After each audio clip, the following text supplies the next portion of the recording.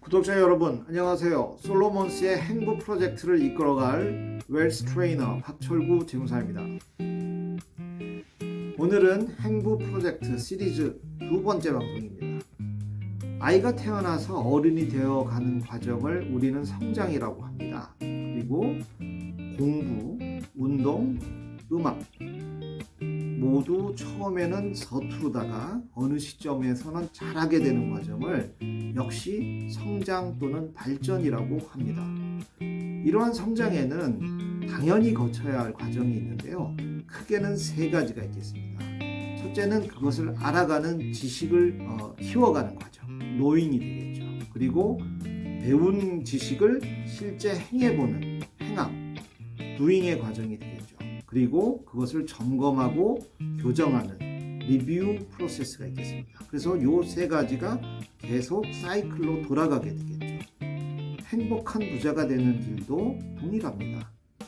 지식을 습득하고 전략을 실행하고 그리고 주기적으로 점검과 필요한 부분을 수정해 나가는 3단계가 지속적으로 시행되어야 합니다. 오늘부터는 그 첫 단계인 지식을 다지는 것을 목표로 정하고 3회 또는 4회에 걸쳐서 한번 다루어 보도록 하겠습니다. 어떤 것을 안다는 것은 해당 분야에 사용되는 정의를 이해하고 definition이 되겠죠. 그리고 거기에 사용되고 있는 용어들을 이해하는 것에서 출발되어야 되겠죠. 그래서 정의 부분에 있어서는 여러분들 궁금해하는 도대체 경제적인 자유를 어떻게 정의할 것인가, 그리고 위험보장이라는 부분은 어떻게 정의가 되어 있나, 그리고 여유로운 노후라는 것을 어떻게 정의할 것인가, 그리고 생산요소와 자본주의 이런 애매한 부분들을 좀 정의를 정확하게 다루어 보도록 하겠습니다. 그리고 용어 설명에서는 호주에서의 세금 종류는 무엇이 있고 어떻게 다른가, 그리고 소득이라고 하는 것들도 어떤 종류들이 있고 거기에 대한 용어에 대한 정확한 이해는 무엇인가, 그리고 레버리지 또는 기어링이라고 하는 부분도 다루어 볼 거고요. 또 정부들이 시행하고 있는 재정정책, 통화정책 이런 것도 어떤 것들이 있는지 우리가 용어를 좀 알아보자, 이런 부분이고요.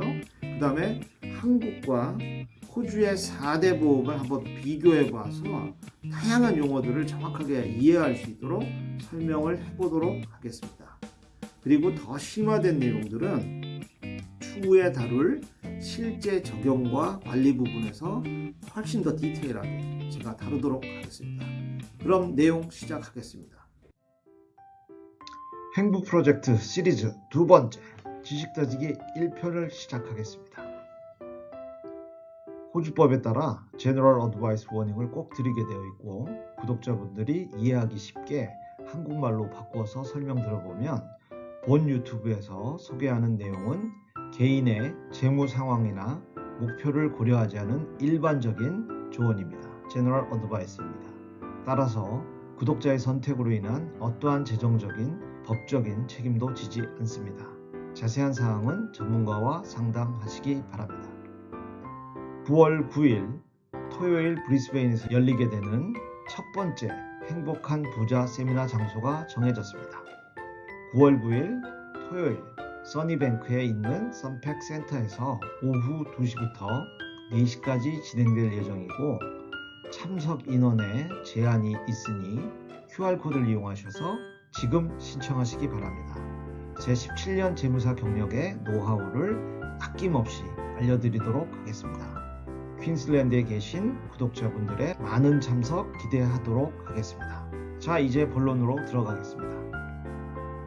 저희가 다루고 있는 웰스 매니지먼트를 결국에 쉬운 말로 바꾸면 How to be rich가 아니겠습니까? 어떻게 하면 부자가 될까? 이를 위해서는 명확한 정의와 개념을 먼저 잡아야 되겠죠. 사전적인 의미로 정의를 살펴보면 어떠한 말이나 사물의 뜻을 명백히 밝혀 규정함 또는 그 뜻을 말한다라고 되어 있고요. 개념이라 함은 어떠한 사물이나 현상에 대한 일반적인 지식을 말하는데 사회과학 분야에서는 구체적인 사회적인 사실들에서 나온 일반적인 추상적인 사람들의 생각이다, 이렇게 설명이 되어 있습니다. 어떠한 목표를 이루기 위해서는 가장 먼저 해야 할 것은 내가 되고자 하는 목표에 대한 바른 정의와 개념을 이해하는 것에서 출발되어야 합니다. 우리가 이루고자 하는 목표에 대한 올바른 정의와 개념이 없다면 우리는 내가 무엇을 왜 하고 있는지 이해하지 못하게 됩니다. 따라서 정확한 목적지에 도착을 못할 가능성이 큽니다. 결국 중요한 것은 속도가 아니라 방향이라고 말씀드리는 것입니다.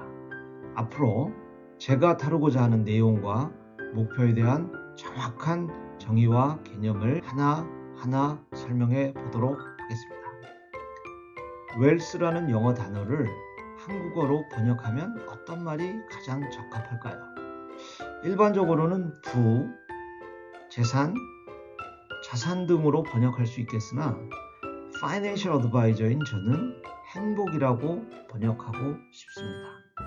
그 이유는 누구나 태어나서 자라고 배우고 또 가정을 만들고 또 자신의 직업을 통해 돈을 벌고 그 돈으로 필요한 의식주를 해결하며 사랑하는 가족들과 행복한 삶을 살아가길 희망합니다.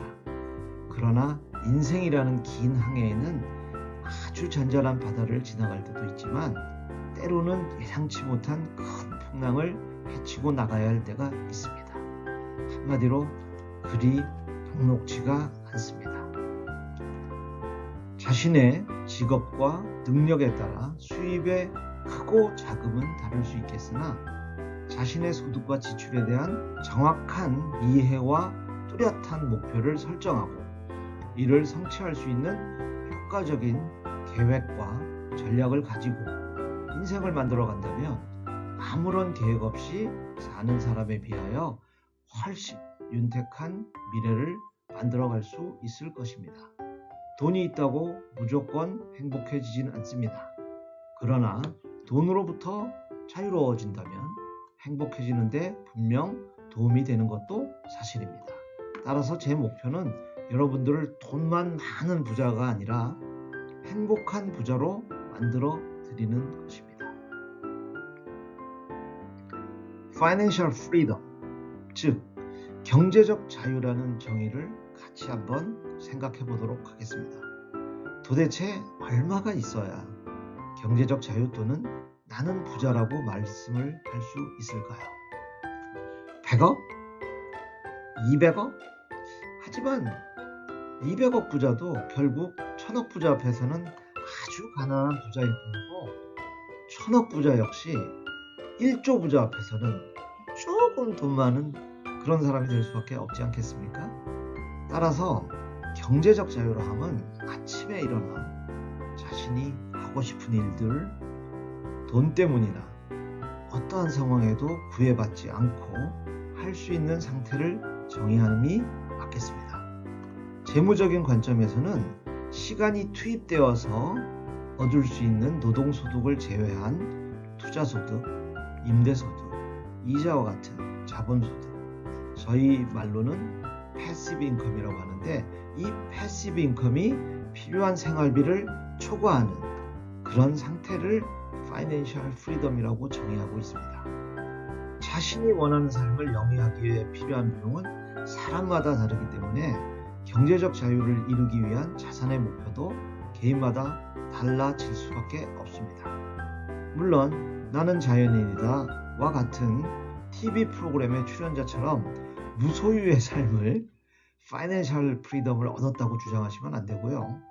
적어도 가족 구성원 또는 사회 구성원의 기본적인 의무 이상의 수준에서 자기만의 파이낸셜 프리덤에 대한 정의가 설정될 필요가 있다는 말씀입니다. 따라서 상식적으로 생각해보면 꽤 많은 자산을 모아야 경제적 자유를 누릴 수 있다는데 여러분도 동의하실 것이라고 믿습니다. 다음은 행복한 노후, 여유로운 노후에 대한 정의를 한번 내려보도록 하겠습니다. 2021년 호주 통계청, ABS가 되겠죠. 호주 통계청 자료를 보면 호주의 평균 수명이 남성은 81.3세, 여성은 85.4세라고 합니다. 근데 이 나이가 평균이라는 점을 감안해 보면 은퇴 계획에도 적어도 10년 정도는 더하여야 될 것입니다.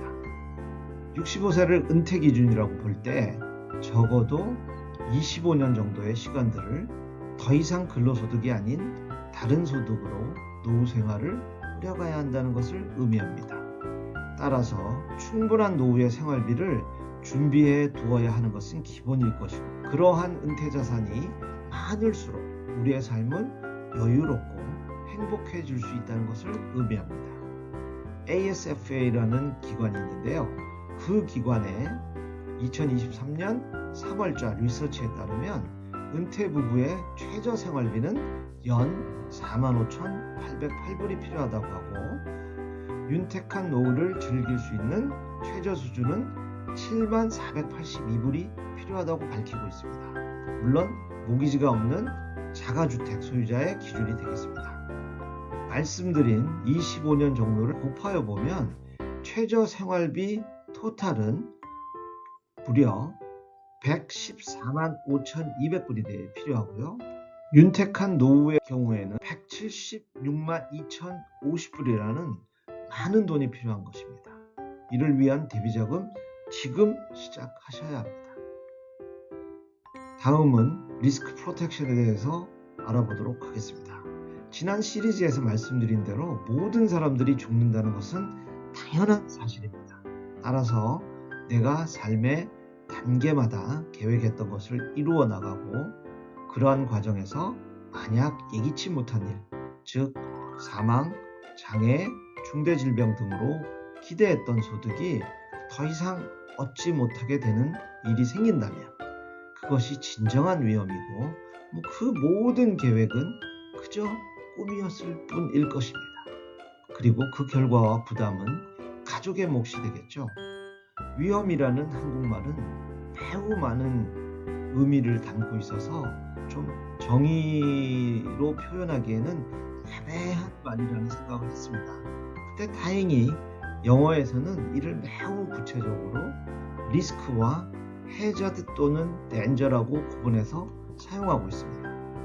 해저드와 덴저는 단순한 위험함을 의미한다면, 리스크는 예측 또는 대비가 가능한 위험을 의미하고 있습니다. 따라서 인생의 과정에서 발생할 수 있는 여러 가지 상황들을 리스크로 규정하고 이를 대비 또는 방어하는 것을 서구에서는 리스크 인슈런스라고 부릅니다. 리스크 인슈런스에는 우리에게는 사망보험, 장애보험, 중대질병보험, 그리고 소득보장보험 등을 다루는 생명보험의 영역이 되겠고요. 그 외에 자동차보험, 건물보험, Public Liability, Private Health Cover 같은 것들은 전체적으로 General Insurance라고 통칭하고 있습니다. 지금까지 저희가 목표로 한 재정적인 자유, 행복한 노후, 그리고 리스크 프로텍션까지 살펴보았고요. 오늘은 여기까지 하도록 하겠습니다. 여러분들의 구독과 좋아요는 우리가 모두 행복한 부자가 되는데 큰 도움이 됩니다. 감사합니다.